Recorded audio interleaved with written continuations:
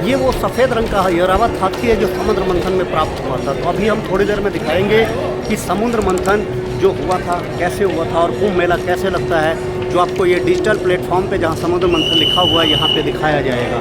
तो बस अभी आपको 5 मिनट में दोबारा दिखा दें।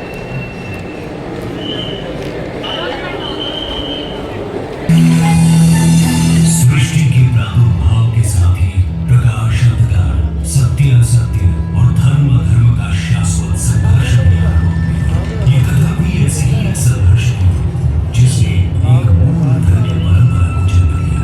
एक दिवस पृथ्वी पर विचरण करते समय महर्षि दुर्वासा को एक दिव्य पुष्पमाला प्राप्त हुई। सुवासित माला को देवलोक के जान वे उसे स्वर्गाधिपति इंद्र के पास ले गए। हे सुंदरी, ये दुर्लभ माला मैं आपको भेंट करता हूँ, इसे मेरा आशीर्वाद समझकर सहेज कर रखें। परंतु इंद्र महर्षि के आशीष का मान न कर सके और अहंकार के प्रमाद में उन्होंने वो माला ऐरावत के मस्तक पर रख दी। पुष्प गंध से असर जला माला धरती पर गिरी।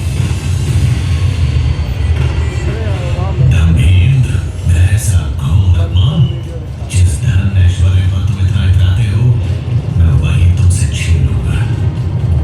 मैं इसी क्षण तुम्हें और तुम्हारे लोग को श्रीहीन होने का श्राप देता हूँ। हे नमस्तु।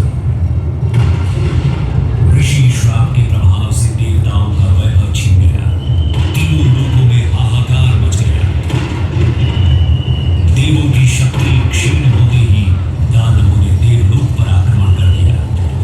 घोर देव असुर संग्राम के पश्चात स्वर्गलोक दानवों के अधीन हो गया।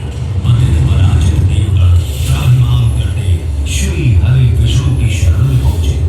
प्रभु, तीनों लोगों पर संकट है, हमें इस श्राप से मुक्ति दिलाइए।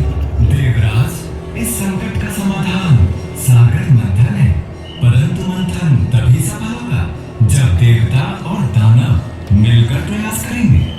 ये कैसे संभव होगा नाथ? सृष्टि के कल्याण हेतु इन दो परस्पर शक्तियों को साथ आना ही होगा। हरि आज्ञा से मंथन आरंभ किया गया। मंदराचल पर्वत को बंधा और नाग वासुकी को नेति बनाकर दानव और देव समुद्र को मथने लगे। मंथन आरंभ होने के कुछ समय बाद ही हर ओर अंधकार छा गया। भीषण ताप से सब झुलसने लगा। हे ईश्वर, ये कैसी विपदा है? ये हलाहल विष था जिसकी भयंकर गंध और ज्वाला से सब नष्ट होने लगा। और तब जीवों की करुण पुकार सुन पशुपति महादेव प्रकट हुए। यदि इस विष को नियंत्रित नहीं किया गया तो प्रलय सुनिश्चित है, परंतु मैं इसकी एक भी बूंद को इस सृष्टि को छूने नहीं दूंगा। महादेव ने विष को अपने कंठ में धारण कर लिया। इस कारण उनका कंठ नीला हो गया और वे नील कंठ कहलाए। महादेव की कृपा से हलाहल विष की ज्वाला शांत हो गई और तीनों लोगों में संतुलन स्थापित हुआ। मंथन पुनः आरंभ हुआ और एक के बाद एक अमूल्य निधियां प्राप्त होने लगी। अंततः अमृत घटिले धर्मांतरी प्रकट हुए। अधीन हो इंद्र ने धर्मांतरी से कुंभ छीन लिया, परंतु दानव ये कैसे होने लगे? देवों और दानवों में अमृत पाने के लिए छीना-झपटी शुरू हो गई। इस कलह का अंत करने के लिए श्री हरि को मोहिनी रूप ले अवतरित होना पड़ा और उन्होंने बड़ी चतुराई से सारा अमृत देवताओं को पिला उन्हें अमर कर दिया। समर्थ हो देवों ने स्वर्ग पर धर्म का राज पुनः स्थापित किया। परंतु इस सारे प्रकरण में एक विशेष बात और हुई। छीना-झपटी में अमृत की 4 बूंदें स्वर्गलोक, पाताललोक और पृथ्वी पर आ गई। पृथ्वी पर ये बूंदें प्रयाग, हरिद्वार, उज्जैन और नासिक में गिरी। अमृत से पवित्र हुई धरा तीर्थ बन गई। यही कारण है कि इन स्थानों पर हर 12 वर्षों में कुंभ मेले का आयोजन होता है। समय की अनंत धारा में ये परंपरा अनादिकाल से चली आ रही है। महाकुंभ मेला 2025 में आपका स्वागत है।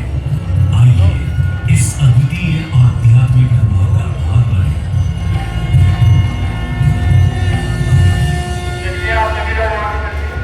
मैं आपको भेंट करता हूँ, इसे मेरा आशीर्वाद समझकर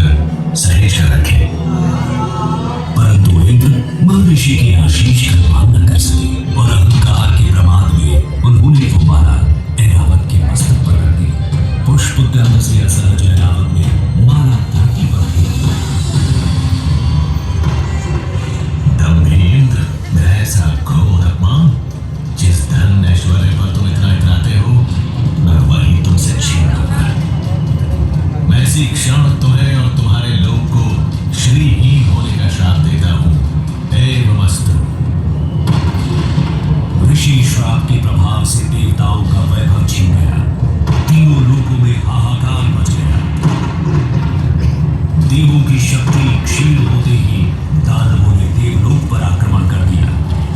घोर देव असुर संग्राम के पश्चात स्वर्गलोक दानवों के अधीन हो गया। पतित पराजित देवगण त्राहिमाम करते श्री हरि विष्णु की शरण में पहुंचे। प्रभु, तीनों लोकों पर संकट है, हमें इस श्राप से मुक्ति दिलाइए। देवराज, इस संकट का समाधान सागर मंथन है, परंतु मंथन तभी सफल होगा जब देवता और दानव मिलकर प्रयास करेंगे। ये कैसे संभव होगा नाथ? सृष्टि के कल्याण हेतु इन दो परस्पर शक्तियों को साथ आना ही होगा। हरि आज्ञा से मंथन आरंभ किया गया। मंदराचल पर्वत को बढ़ाई और नाग वासुकी को नीति बनाकर दानव और देव समुद्र को मथने लगे। मंथन आरंभ होने के कुछ समय बाद ही हर ओर अंधकार छा गया। भीषण ताप से सब झुलसने लगा। हे ईश्वर, ये कैसी विपदा है? ये हलाहल विष था, जिसकी भयंकर गंध और ज्वाला से सब नष्ट होने लगा। और तब जीवों की करुण पुकार से पशुपति महादेव प्रकट हुए। यदि इस विष को नियंत्रित नहीं किया गया तो प्रलय सुनिश्चित है, परंतु मैं इसकी एक भी बूंद को इस सृष्टि को छूने नहीं दूंगा। महादेव ने विष को अपने कंठ में धारण कर लिया। इस कारण उनका कंठ नीला हो गया और वे नील कंठ कहलाए। महादेव की कृपा से हलाहल विष की ज्वाला शांत हो गई और तीनों लोकों में संतुलन स्थापित हुआ। मंथन पुनः आरंभ हुआ और एक के बाद एक अमूल्य निधियां प्राप्त होने लगी। अंततः अमृत घट लिए धन्वंतरी प्रकट हुए। अधीन हो इंद्र ने धन्वंतरी से कुंभ छीन लिया, परंतु दानव ये कैसे होने देंगे? देवों और दानवों में अमृत पाने के लिए छीना झपटी शुरू हो गई। इस कलह का अंत करने के लिए श्री हरि को मोहिनी रूप में अवतरित होना पड़ा और उन्होंने बड़ी चतुराई से सारा अमृत देवताओं को पिला उन्हें अमर कर दिया। समर्थ हो देवों ने स्वर्ग पर धर्म का राज पुनः स्थापित किया। परंतु इस सारे प्रकरण में एक विशेष बात और हुई। छीना झपटी में अमृत की चार बूंदें स्वर्गलोक, पाताललोक और पृथ्वी पर आ गई। पृथ्वी पर ये बूंदें प्रयाग, हरिद्वार, उज्जैन और नासिक में गिरी। अमृत से पवित्र हुई धरा तीर्थ बन गई। यही कारण है कि इन स्थानों पर हर 12 वर्षों में कुंभ मेले का आयोजन होता है। समय की अनंत धारा में ये परंपरा अनादिकाल से चली आ रही है। महाकुंभ मेला 2025 में आपका स्वागत है। आइए इस अद्वितीय आध्यात्मिक अनुभव का भाग बने।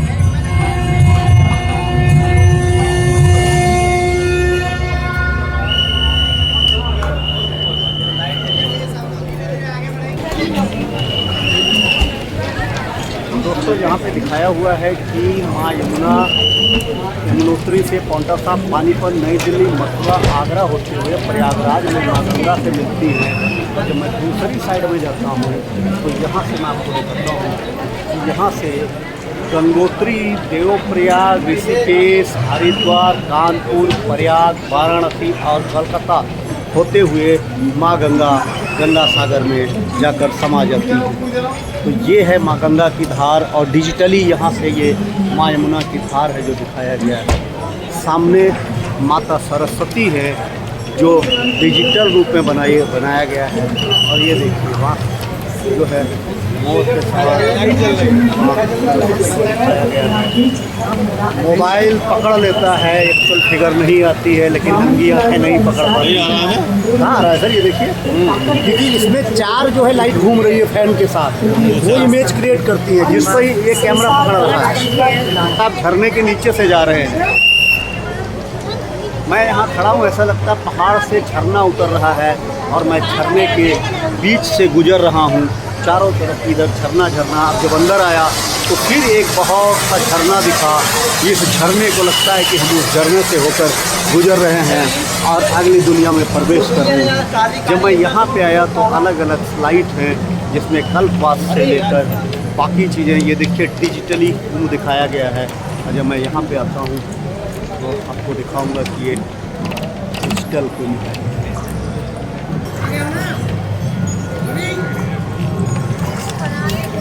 दोस्तों डिजिटल दुनिया का कमाल देखिए कि ऐसे लगता है कि दो सहेलियां आपस में बातें कर रही हैं, जबकि ये इमेज है यहाँ फिजिकली कुछ नहीं है, सिर्फ डिजिटली है जो यहाँ पे मिल रहे हैं। वहाँ सामने ऋषि जी आग जला रहे हैं, वो भी डिजिटली है, फिजिकली ना आग है ना फिजिकली वहाँ लोग हैं, डिजिटल ऋषि हैं जो सामने आग जला रहे हैं। और यहाँ डिजिटल सहेलियाँ हैं दो जो मिल रही हैं, जो फिजिकल कहीं नहीं मूव कर रही है। यहाँ जो भी है ये डिजिटल वर्ल्ड है। डिजिटल वर्ल्ड में देखिए यहाँ पे ये काशी के घाट है, बनारस के काशी बना, ये बनारस के घाट हैं जो डिजिटली दिख रहे हैं। और ये लगता है कि हम नदी के पास खड़े हैं और इनसे माँ गंगा जो है कल सकती बहती हुई जा रही है। तो ये डिजिटल दुनिया है, इसीलिए इसको डिजिटल महाकुंभ कहा जाता है, क्योंकि यहाँ मैक्सिमम चीज़ें डिजिटल हैं। ये डिजिटल कुंभ है। और देखिए यहाँ साधु संत महात्मा नहाते हुए दिखाई दे रहे हैं, ये कुंभ दिखाई दे रहा है, ये लोग नहाते हुए डिजिटल, ये देखिए आवाज़ दिखाई दे रही है, ये डिजिटल कुंभ है। ये छोटे नागा ये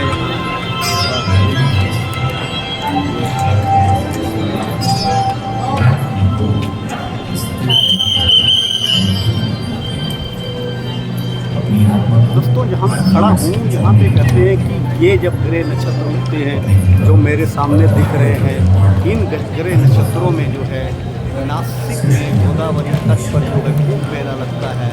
और यहाँ पे उज्जैन में छिपरा नदी के तट पे जब ऐसे ग्रह नक्षत्र होते हैं तब ये कुंभ मेला लगता है। ठीक वैसा ही प्रयागराज संगम में जब ग्रह नक्षत्रों की दशा ऐसी होती है तब यहाँ कुंभ मेला लगता है। और ये वो ग्रह नक्षत्र हैं जब हरिद्वार में कुंभ मेला लगता है, ऐसे ग्रह नक्षत्रों की स्थिति होती है तब हरिद्वार में लगता है। और यहाँ पे ये है मूलाधार चक्र। अब ये ज्योतिष का है, ज्योतिष शास्त्र का है, हमें इसका ज्ञान नहीं। देखिए ये ज्योतिष शास्त्र का जो दिखाया गया है, या अधिष्ठान चक्र है जिसको दिखाया गया है। और यहाँ पे मणिपुर चक्र है,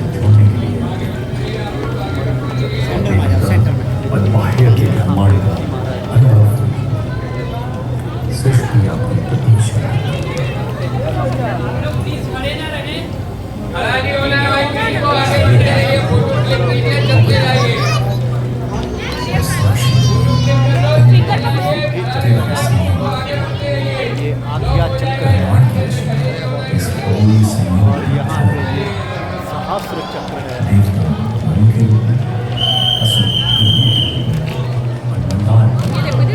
अब मैं कुंभ के डिजिटल दुनिया के अलग सेक्शन में जा रहा हूँ। ये कुंभ का अलग ही डिजिटल सेक्शन है जहाँ पे जब हम एंट्री कर रहे हैं तो डिजिटल दुनिया दिखाई दे रही है, जिसमें अखाड़े का उत्सव, अखाड़ों का विद्या, अखाड़ों का स्थान, ये सारा डिजिटली दिखाया गया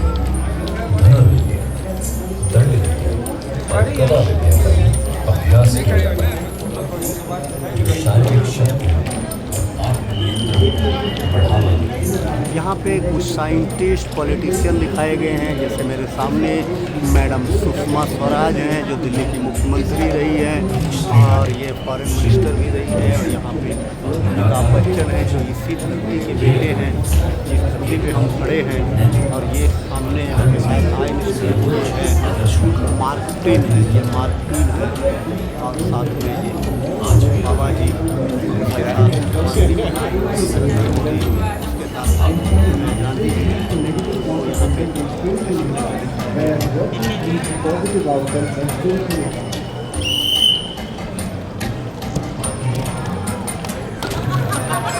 और ये नारद बाबा बीड़ा बजाते हुए हैं। ये बाहर आने की कोशिश कर रहे हैं लेकिन लोग जगह नहीं दे रहे हैं, नहीं तो नारद बाबा बाहर आ जाएंगे। नारद बाबा जी बाहर आइए, बाहर आइए।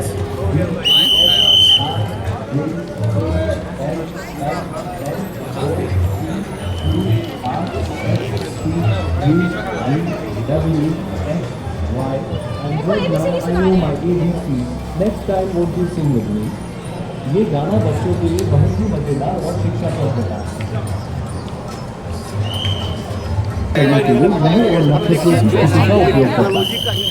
कई लोग इसे सही मानते हैं और इसके आधार पर अपने जीवन के निर्णय लेते हैं, जबकि कुछ लोग इसे अंधविश्वास मानते हैं। इसकी सहीता व्यक्ति की आस्था और विश्वास पर निर्भर करती है। यह सिर्फ एक सांस्कृतिक और व्यक्तिगत संस्कार समारोह ये जो नागा बैरागी होते हैं उसमें उदासीन अखाड़े हैं, उदासीन अखाड़े। उसके बाद जो है यहाँ दूसरा जो है यहाँ पे उदासीन अखाड़े के बाद ये दशनामी अखाड़ा है, इसको दशनामी अखाड़ा कहते हैं। और दशनामी अखाड़े के साथ साथ जब मैं यहाँ पे जाता हूँ ये बैरागी अखाड़ा है। इस तरीके से जो यहाँ दिखा रखा है 3 तरह के अखाड़े हैं और यहाँ पे अलग अलग रंग, चिन्ह, कलर, छेद, ये सारी चीज़ें दिखा रखी हैं। सबकी फोटो तस्वीरें हैं। यहाँ पे बड़े बड़े महात्मास दिखा रखे हैं। ये देखिए यहाँ पे और देख लीजिए जो बता रहे हैं अंदर जा रहा हूँ तो अगर यहाँ पे देखेंगे ये कुंभ और यहाँ पे डिजिटल पिक है। यहाँ पे डिजिटल भारत के कुंभ धनंजय चोपड़ा इंसान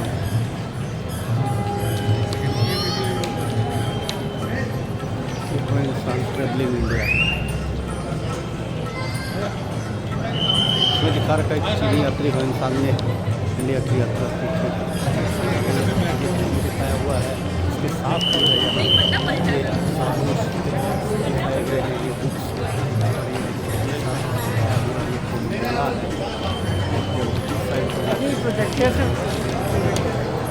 ये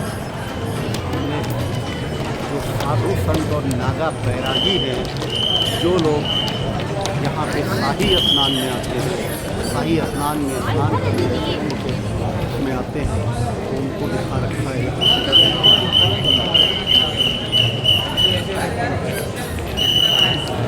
फिजिकली लोग यहाँ पे नहा पा रहे हैं, जबकि ये फिजिकली नहीं डिजिटली नहा रहे हैं।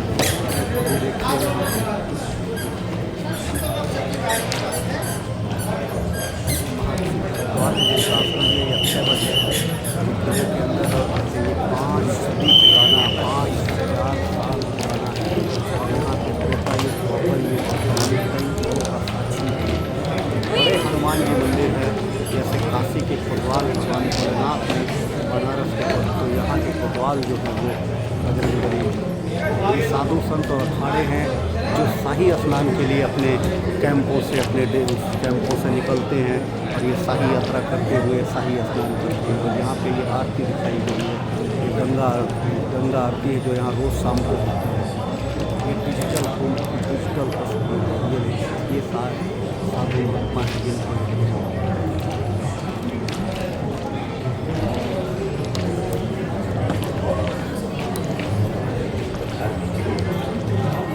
तो दोस्तों हमने दिखाया आपको डिजिटल कुंभ टेक्नोलॉजी के माध्यम से देखें और बताएं कि आपको डिजिटल कुंभ कैसा लगा। ये देखिए कितना ज़बरदस्त सरकार ने यहाँ पे डिजिटल कुंभ यहाँ पे संघ के साथ डिजिटल कुंभ की अलग अलग तस्वीरें हैं जो यहाँ पे दिखाई गई हैं, जो वे यहाँ परफॉर्म की जाती है, जो कल्चरल चीज़ें हैं जिनको यहाँ पे दिखाया गया है। दोस्तों ये मैं दिखा सकता हूँ और देखिए ये फूल है, ये महाराज जी ने जो दिखाया गया नागा सन्यासी ये बाबा जी यहाँ पे है। ये संगम का है स्नान, जो मेन जगह संगम है वही है जहाँ लोग स्नान जा सकते हैं। ये देखिए ये बोटिंग यहाँ पे ये कैप्सूल ब्रिज है जो बना करके यहाँ पे ये नागा सन्यासी जब शाही स्नान को निकलते हैं तो ये है। तो दोस्तों देखें और बताएं कि आपको डिजिटल कुंभ कैसा लगा और आगे क्या देखना चाह रहे हैं। और ये बाबा जी ये देखिए ये महात्मा साधु महात्मा डिजिटल कुंभ आपको कैसा लगा और बताएं कि आपको इससे संबंधित क्या कुछ देखना चाह रहे हैं। ये संगम का मेन नज़ारा फिर आपको मैं साधु संत दिखा रहा हूँ और ये बाबा जी है, इसी के साथ जो हम ये समाप्त कर रहे हैं। तो दोस्तों हमने आपको दिखाया डिजिटल कुंभ, ये मैंने बाबा जी को दिखाया, ये डिजिटल कुंभ है। और इसके साथ अभी मैं दोबारा आपको कोई अच्छी तस्वीर के साथ आपको छोड़ता हूँ।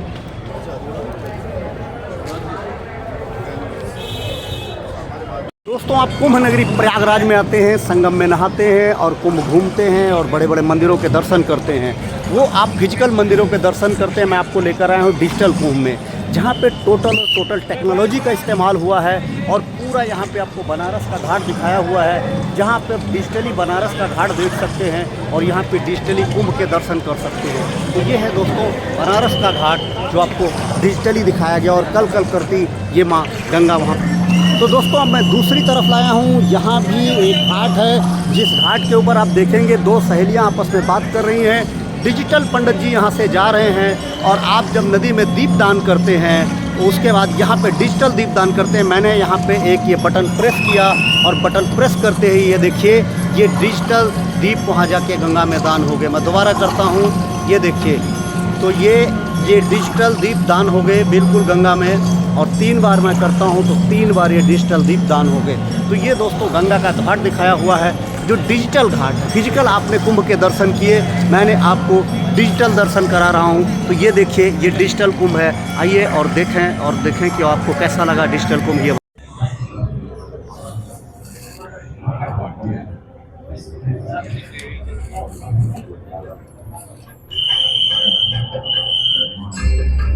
अखंड से उत्पन्न, जिसका अर्थ है अविभाज्य। यह आध्यात्मिक और शारीरिक साधन, एकता और शक्ति का प्रतीक है।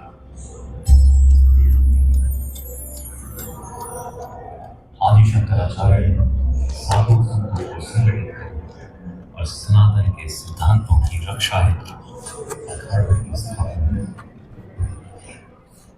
अखाड़े केवल साधना के केंद्र नहीं थे, परंपरा की रक्षा।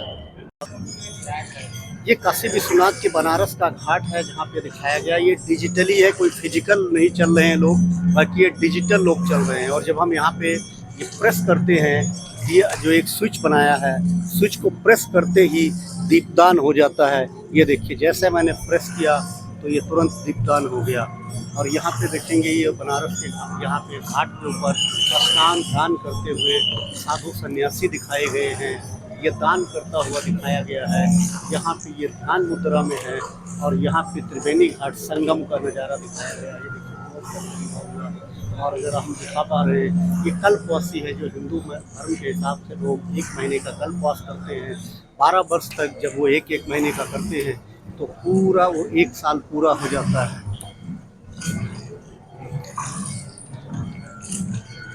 तो दोस्तों, मैं यहाँ पे खड़ा हूँ और यहाँ मैं डिजिटल महाकुंभ में हूँ और यहाँ दिखा रखा है कि यमुनोत्री से निकलने के बाद जो है ये यमुनोत्री दिखा रखा है कि यमुनोत्री से ये लाइट है, लाइट का रिफ्लेक्शन है। यमुनोत्री से निकलने के बाद पांवटा साहिब से पानीपत, नई दिल्ली, मथुरा, आगरा और ग्वालियर होते हुए जो है माँ यमुना प्रयागराज में संगम पे माँ गंगा से मिल जाती है। इसी प्रकार जो माँ गंगा है वो माँ गंगा गंगोत्री से निकलती है और गंगोत्री से होते हुए देवप्रयाग के बाद गंगोत्री, देवप्रयाग, ऋषिकेश, हरिद्वार, कानपुर, प्रयागराज में यहाँ पे माँ यमुना से मिलती है। और उसके बाद ये माँ गंगा बहती हुई बनारस, पटना और कोलकाता से होते हुए जाके अरब सागर में जाके जो है समंदर में मिल जाती है। तो ये यहाँ पे दिखाया हुआ है माँ सरस्वती वीणा बजाती हुई, बिल्कुल लाइव चित्र दिखा रखा है कि जैसे कि माँ सरस्वती मेरे सामने बैठे वीणा बजा रही है। यहाँ पे ऊपर से झरने की तरह गिरता हुआ पानी ऊपर से दिखाया गया है, जिसको देखने तो ऐसे लगता है हम यहाँ से निकल रहे हैं और कुंभ के अंदर यहाँ रिचुअल कुंभ दिखाया हुआ है और मैं यहाँ से निकल रहा हूँ। तो ऐसे लगता है कि हमारे ऊपर से ये झरने गिर रहे हैं और ये दीवारों के ऊपर दिखाया गया है जैसे झरना ऊपर से गिरता हुआ आ रहा है और हम झरने के बीच से निकल रहे हैं। ये दिखाया गया है कुंभ मेले में कल्पवास जो है एक परंपरा के अनुसार यहाँ पे लोग कल्पवास करते हैं ये सामने कल्पवास का दिखाया हुआ है। और ये देखिए, ये रिचुअल गंगा स्नान दिखाया गया है, जहाँ पे गंगा में लोग स्नान करते हैं। और ये जो है ये ध्यान मुद्रा दिखाई गई है, जहाँ लोग ध्यान करते हैं।